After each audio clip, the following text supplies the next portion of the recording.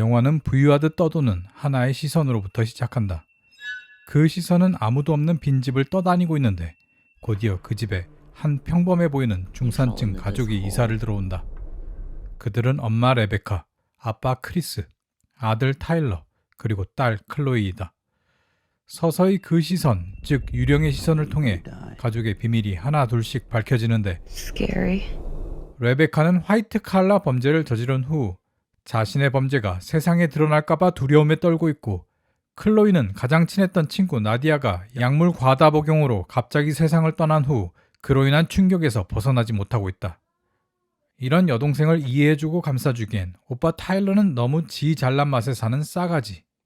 그에게 가장 중요한 것은 학교에서의 자신의 인기일 뿐 동생에게는 냉정하기만 하다. 아빠 크리스는 이러한 가족을 다시 하나로 묶고 싶어 하지만 가족과 소통마저 제대로 이루어지지 않는다. 그러던 어느 날 클로이는 자신의 방 벽장에 어떤 존재, 즉 유령이 있다는 것을 느낀다.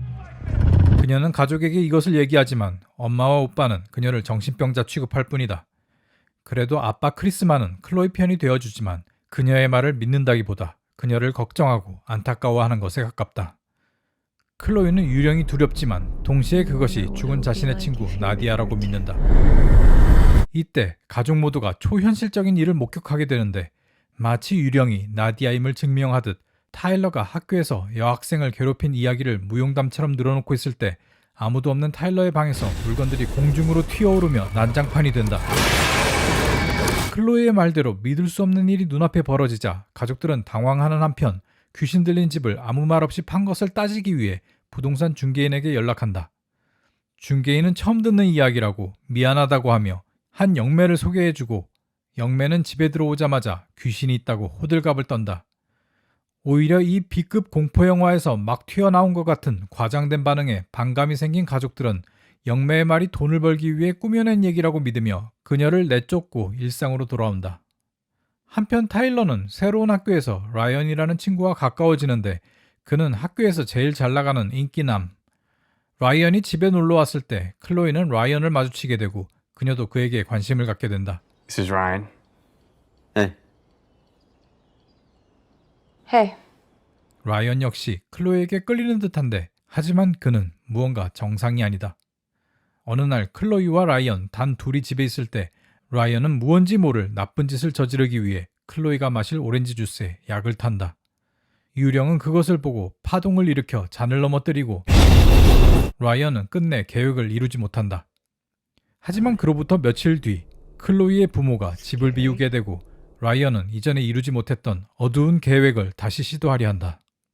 유령은 이번에도 그녀를 다시 위험으로부터 구해낼 수 있을 것인가? 누구보다도 빠르게 찾아오는 리뷰. 깊이가 있고 공감 가는 리뷰. 영화 개봉 당일에 집에서 누구보다 빨리 최신 영화를 접하고 싶으시다면 구독, 알림 설정을 눌러주세요. 거기에 좋아요까지면 최고! 헐리우드의 최고 다작 감독이자 장르 변신의 대가 스티븐 소더버그 감독이 이번엔 공포영화로 찾아왔습니다. 주요 사건이 귀신을 중심으로 발생하고 심령적인 사건들이 등장한다는 면에서 프레젠스를 공포영화라고는 하지만 사실 별로 무섭지는 않아요. 공포영화보다는 오히려 멜로드라마에 가깝습니다. 가장 큰 이유는 시점, 즉 카메라가 귀신의 1인칭 관찰자 시점이라는 데 있습니다. 관찰자인 나는 귀신이고 귀신이 바라보는 세계는 클로이 가족의 집안입니다. 내가 나라는 존재에 의해서 무서워지기 힘들듯이 귀신의 시점이 관객인 나의 시점이 되는 순간 귀신은 더 이상 무섭지가 않습니다. 오히려 무서운 건 바깥 세상과 인간들이죠. 이것이 이 영화의 가장 신선한 점입니다. 사실 귀신 들린 집에 대한 영화는 마르고 닳도록 써먹는 지긋지긋한 소재이지만 지금까지는 거의 모두 사람의 시점에서 귀신이나 초자연적인 현상을 접하는 내용인데 이것을 반전시킨 것이죠. 잠깐 옆으로 세자면 시점만 바뀌어도 영화가 전혀 새로워질 수 있다는 것을 제가 경험한 또 다른 예는 서부전선 이상 없다입니다. 이 영화를 어릴 적에 보고 제가 받았던 느낌은 신선함을 넘어서 지금까지도 잊혀지지 않는 충격이었습니다. 독일 군들이 단순히 연합국군에 총을 맞고 쓰러져야 하는 나쁜 놈들이 아니라 감정을 가지고 고통받는 사람들이었다니 어린 마음에 믿기 힘들 정도였죠. 프레젠스는 그 정도의 충격은 아니지만 귀신 들린 집이라는 진부한 소재의 새 생명을 불어넣어준 것은 분명합니다. 이 영화에는 공포가 비운 자리를 대신하고 있는 감정이 있습니다. 슬픔과 외로움이 그것인데요. 정확히 말하자면 존재론적 외로움입니다. 쉽게 말해서 다른 사람과 같이 있든 혼자 있든지와 상관없이 인간으로서 피할 수 없는 고독이라는 저주이죠. 부모든 자식이든 아니면 사랑하는 사람이든 그들을 100% 이해할 수 없고 그들이 나를 100% 이해해 줄 수도 없다는 데서 오는 외로움입니다.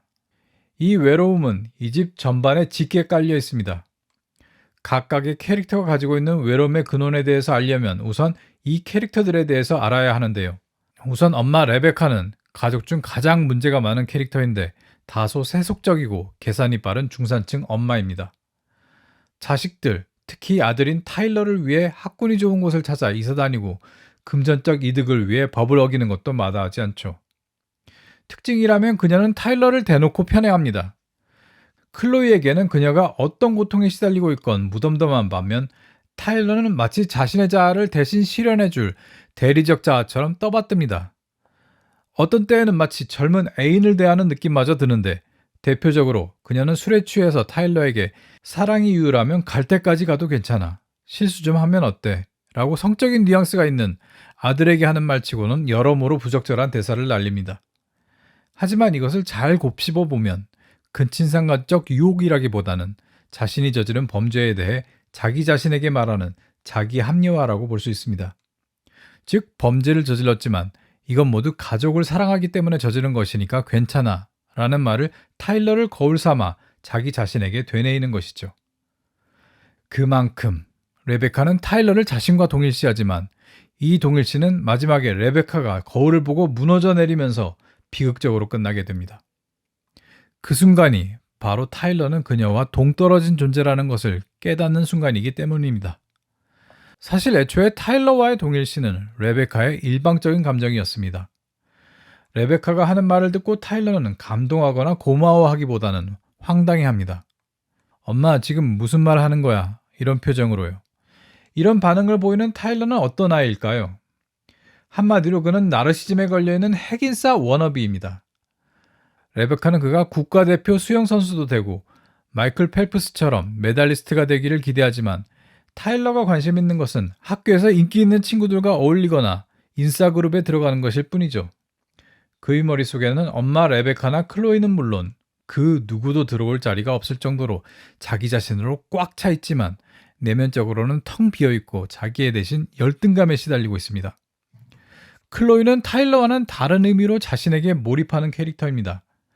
타일러에게는 바람직하든 바람직하지 않든 어떻게 해서든 핵인싸가 될 거야 라는 어떤 목표가 있다면 클로이는 자신을 지탱하고 있던 나디아라는 친구가 세상을 떠난 후 자신이 이 세상에 왜 존재하는지에 대한 근본적인 물음에 집착하고 파고듭니다. 물음 자체가 당연히 명쾌한 해답이 없는 것이기에 시간이 지날수록 더욱더 외로움에 시달리고 우울해지는 것이죠. 아빠 크리스는 클로이에 대해서 연민을 느끼는 가족 중 유일하게 정상적인 캐릭터입니다. 표면적으로 그 자신은 아무런 문제가 없어 보입니다.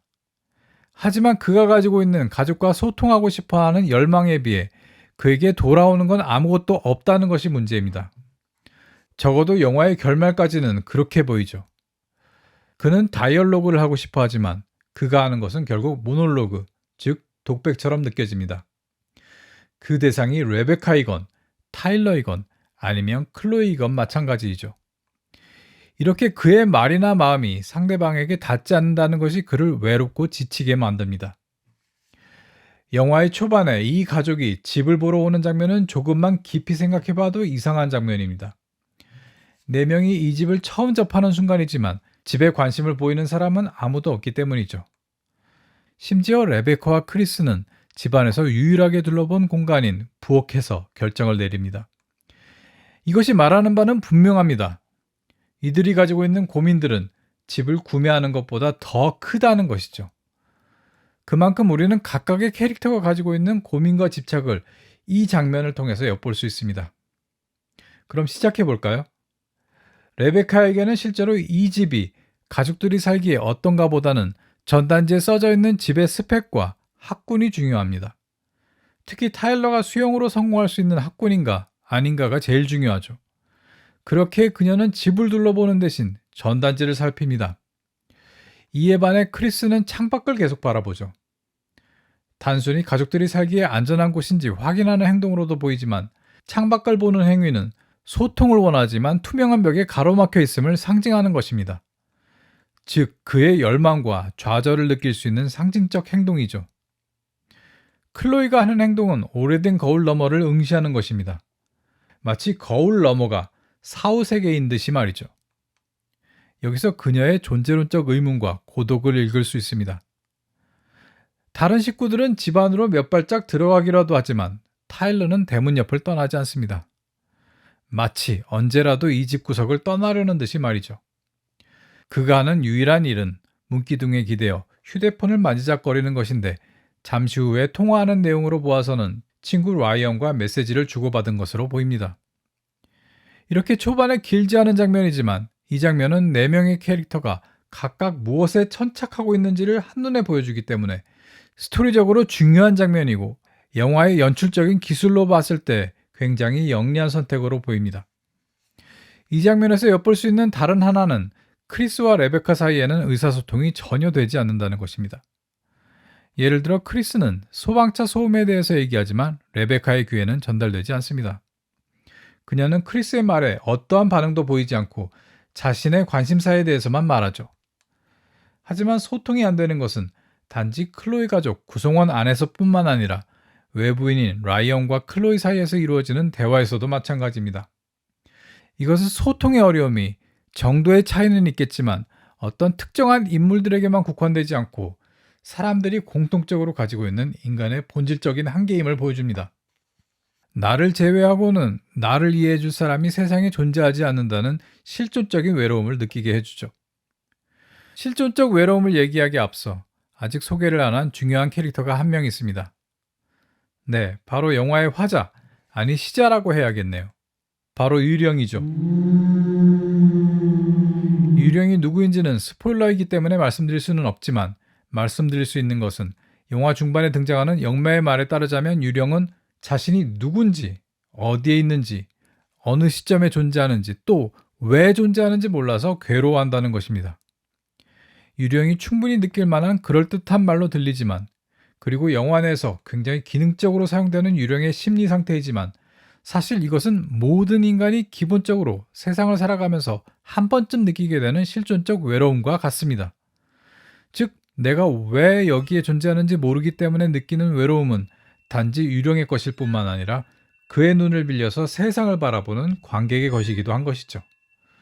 유령이 관계의 벽을 넘어서지 못하는 모습은 영화 곳곳에서 확인할 수 있습니다.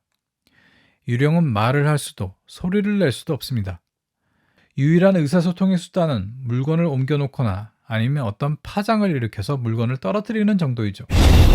먼저 잠깐 언급했듯이 영화에서 보여지는 창문들은 다른 존재에게 닿을 수는 없는 벽을 상징합니다. 건너편의 존재를 눈으로는 볼 수 있지만 소통은 불가능하도록 가로막고 있는 벽이죠. 그렇게 영화 곳곳에서 나오는 유령이 창문 건너로 세상을 바라보는 장면은 고립감과 외로움을 줍니다. 거기에 더해 감독이 유령의 눈으로 선택한 관광렌즈, 즉 어안렌즈 역시 유령이, 다시 말하자면 관객이 세상을 마치 조그마한 어항에서 바라보고 있는 듯한 느낌을 가지게 해주죠. 같은 의미에서 위기에서 타일러를 깨우기 위해 유령이 몸부림치는 장면은 마치 물고기가 계속 자신의 머리를 어항에 들이받는 듯한 울림과 절박감을 줍니다. 상징에 대해 얘기하는 김에 말씀드리자면 이 영화의 인테리어에서는 수많은 상징을 읽을 수 있습니다. 우선 거실과 다이닝 에어리아를 나누는 큰 벽은 가족 간의 소통이 가로막혀 있다는 것을 보여줍니다. 타일러의 방으로 올라가면 그가 얼마나 에고 덩어리의 나르시스트인지를 커다란 자신의 사진과 방 안 가득한 트로피를 통해 선명하게 보여주죠. 영화에서 가장 중요한 공간은 클로이의 방입니다. 벽의 장식부터 모든 것은 상징 덩어리인데요. 예를 들어 눈에 가장 먼저 들어오는 올빼미 그림은 그녀가 조용한 관찰자적인 내면을 가지고 있다는 것을 말해주고, 벽에 걸려있는 거울과 그 거울 프레임에 꼽혀있는 친구 나디아의 사진은 그녀가 사후 세계와 영적으로 소통하고 싶어하는 열망을 가지고 있음을 보여줍니다. 영화에서 한 가지 재미있는 것은 이 방은 클로이의 캐릭터를 설명해 줄 뿐만 아니라 유령이라는 캐릭터 역시 설명해 준다는 것이죠. 왜냐하면 따지자면 이 방은 클로이와 유령이 같이 쓰는, 즉 두 존재가 동거하는 방이기 때문이죠. 유령을 설명해주는 첫 번째 단서는 클로이 침대의 머리맡에 있는 장미 장식입니다. 이것이 상징하는 바는 희생과 사랑입니다. 장미의 모습은 미녀와 야수에서의 장면을 떠오르게 하는데, 야수가 왕자로 돌아오기 위해서는 희생을 통해 사랑을 획득해야 하죠. 프레젠스에서도 나중에 밝혀지지만 희생과 사랑은 유령이 이 세상에 존재하는 이유입니다. 클로이의 방에 있는 창문은 여느 다른 창문과 똑같이 관계의 벽을 상징하지만 마지막에 깨뜨려지면서 그 존재의 의미가 재해석되게 되는 중요한 소품입니다. 이쯤에서 우리는 희생에 대해서 말을 해야 할 것 같습니다. 희생은 이 영화가 제시하는 유일하게 실존적 외로움을 극복할 수 있는 방법입니다. 이것을 프랑스의 철학자 가브리엘 마르셀은 자기 증여를 통해 상호 주관성을 찾는다고 합니다. 어렵죠? 표현을 어렵고 거창하게 했을 뿐 실제 하고자 하는 말은 어렵지 않습니다. 타인을 위해 조건 없이 자신을 희생하고 내어줄 때야 비로소 타인과 감정적으로 연결이 되게 되고 두 사람 사이의 벽은 의미가 없어진다는 말이죠. 정확히 이것은 이 영화가 하고자 하는 말과 일치합니다. 참고로 상징을 설명할 때 건너뛰었던 영화에서는 인상적으로 나오는 소품이 있는데요.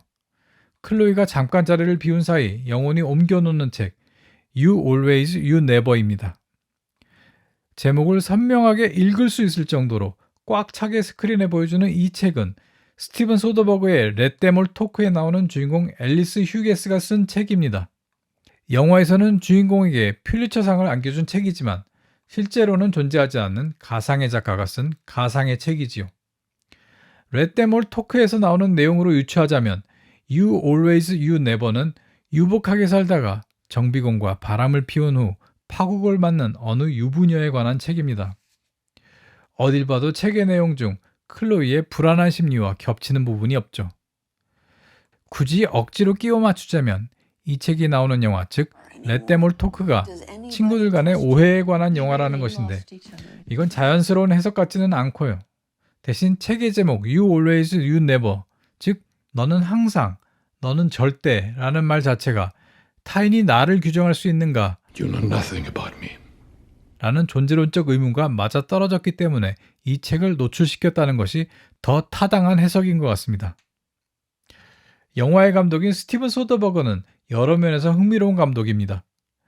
1년에 꼭 한 편 이상의 영화를 찍는 다작 감독이라는 것, 그리고 그 많은 작품들이 다양한 장르를 넘나든다는 것도 신기하지만 작품들마다 일정 정도의 작품성을 유지한다는 것은 더욱 놀라운 지점입니다.